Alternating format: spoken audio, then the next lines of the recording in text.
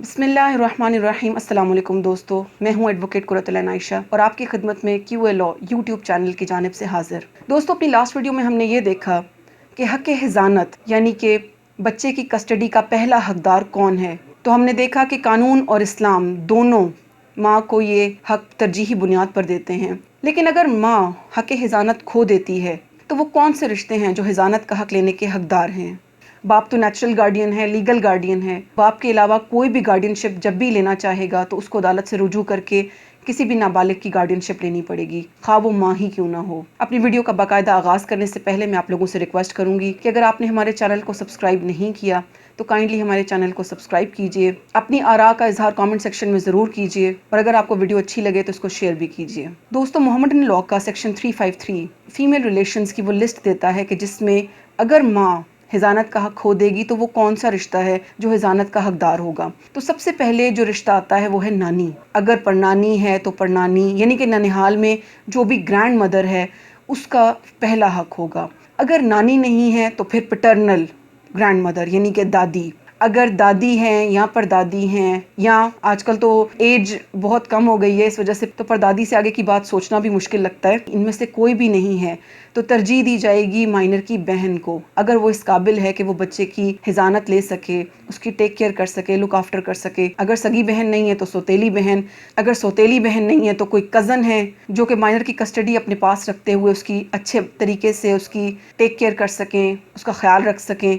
Cousin sister भी अगर नहीं है तो उसके बाद जिसको तरजीह देता है कानून वो है फुल सिस्टर्स डॉटर, यानी कि आपकी सगी बहन की बेटी। आपसे मुराद है माइनर, माइनर की सगी बहन की बेटी। अगर तो उसकी अपनी बहन की बेटी इस काबिल है कि वो उसकी कस्टडी ले सकती है, उसकी इतनी एज है, वो मेजर है, तो कस्टडी उसके हवाले की जाएगी। फुल सिस्टर्स डॉटर के बाद जो रिश्ता आता है वो है सौतेली बहन की बेटी। अगर सगी बहन की बेटी नहीं है तो सौतेली बहन की बेटी।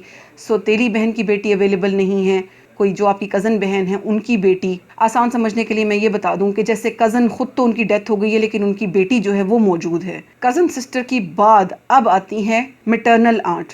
अगर ये ऊपर वाले तमाम रिश्ते ना हों तो अब प्रेफरेंस दी जाएगी खाला को और खाला को कस्टडी दी जा सकती है। अगर खाला नहीं है या वो क्वालिफाई नहीं करती तो फिर फुफ्फो को। फुफ्फो would be the last priority. वो हमारे यहाँ जो कल्चर है कि फुफ्फो को, वैसे भी फुफ्फो काफ़ी बदनाम होती हैं, तो कुछ कल्चर में फैली हुई बातें दुरुस्त भी होती हैं कि वो अफेक्शन, वो मोहब्बत, वो ताल्लुक शायद इतना नहीं होता। इसी वजह से कानून ने भी फुफ्फो को सबसे एंड पे ला कर रखा कि जब कोई भी खातून खानदान में अवेलेबल ना हो तब फुफ्फो को दिया जाए। फुफ्फुओं के साथ माजरत के साथ। दोस्तों, ये तो वो लिस्ट है जो कि फीमेल रिलेशंस की। अब देखा जाएगा कि मेल रिलेशंस में वो कौन से रिश्ते हैं और उनकी क्या तरतीब है। सेक्शन 355 ऑफ मोहम्मदन लॉ हमें ये बताता है सबसे पहला हक है फादर का कि कस्टडी फादर के हवाले की जाए। अगर फादर क्वालिफाई नहीं करता तो फादर के बाद जो प्रेफरेंस दी जाएगी वो दी जाएगी दादा को। अगर कस्टडी के लिए बच्चे को दादा भी अवेलेबल नहीं है तो अब आता है भाई। अगर भाई मेजर है, संभाल सकता है, तो वो माइनर की कस्टडी लेने का हकदार होगा। अगर सगा भाई नहीं है तो सौतेला भाई।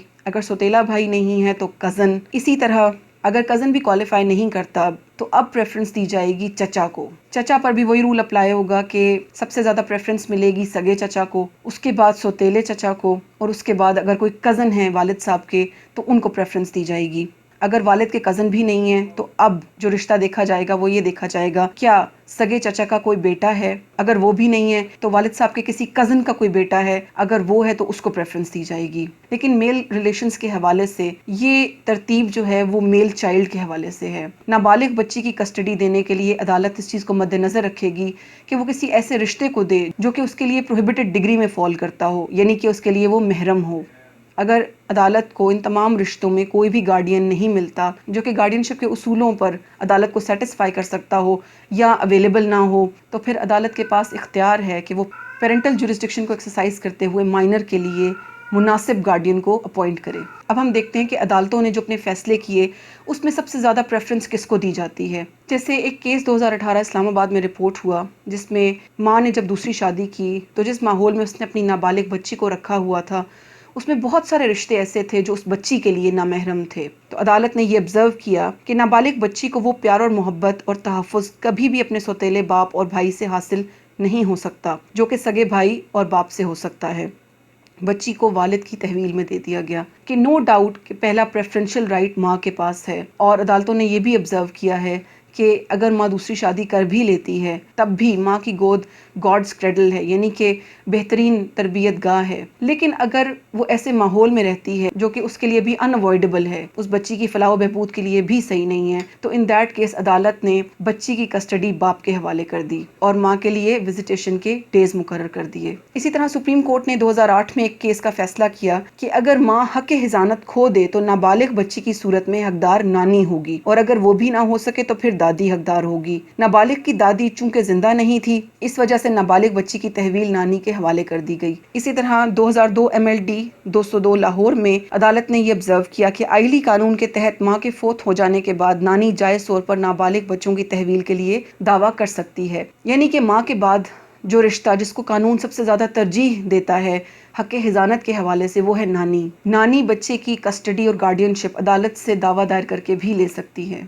इसी तरह PLD 1995 लाहौर 151 में अदालत ने यह ऑब्जर्व किया कि नाबालिग की तहवील का हक माँ को तरजीही है। वालिद सिर्फ खवातीन के नक्स की वजह से आगे बढ़ेगा, यानी कि अगर माँ और दादा के बीच में हक हिजानत का फैसला करना है तो सबसे ज्यादा हक बहरहाल माँ का है, और अगर दादा कोई पिटिशन लेकर आता है तो उसको सिर्फ उस वक्त कंसिडर किया जाएगा जब वो तमाम खवातीन की लाइन, जो कि अभी हमने थोड़ी देर पहले कानून में देखी, उसके बाद दादा को कंसिडर किया जाएगा। 2007 MLD पेज नंबर 77 में 12 साल बच्चा बाप की दूसरी शादी करने के बायस नानी के सुपुर्द कर दिया गया। बच्चे की उम्र 12 साल थी और 7 साल के बाद कस्टडी या गार्डियनशिप बाप के हवाले हो जाती है। वो बच्चा 12 साल का था लेकिन बाप ने दूसरी शादी कर ली। और अदालतों ने यह भी ऑब्जर्व किया है कि अगर सोशली ये देखा जाए तो सौतेली माँ का रवैया सौतेले बाप से ज्यादा डिस्क्रिमिनेटरी होता है, यानी कि सौतेला बाप शायद उतना खतरनाक नहीं होता जितनी सौतेली माँ खतरनाक होती है। तो अगर बाप दूसरी शादी कर लेगा तो मतलब कि अब उस 12 साल के बच्चे को सौतेली माँ की डिस्क्रिमिनेशन बर्दाश्त करनी पड़ेगी, जो कि कतन उसकी वेलफेयर में नहीं जाती। तो अदालत ने उसकी कस्टडी नानी के सुपुर्द कर दी। दोस्तों, अदालती नज़ायर तो बेतहाशा हैं और बेशुमार हैं। आज की वीडियो बस यहीं तक। इंशाल्लाह अगली वीडियो में आपसे फिर मुलाकात करेंगे। अगर आपके जहन में कोई भी सवाल हो, कोई भी ऐसा टॉपिक हो जिस पर आप रहनुमाई चाहते हो, तो आप हमें कमेंट सेक्शन में बता सकते हैं। अगर उसका आंसर डिटेल दरकार हुआ तो इंशाल्लाह ताला वीडियो की फॉर्म में आपको आंसर कर दिया जाएगा। इजाज़त दीजिए। अस्सलामु अलैकुम वरहमतुल्लाहि वबरकातुहू।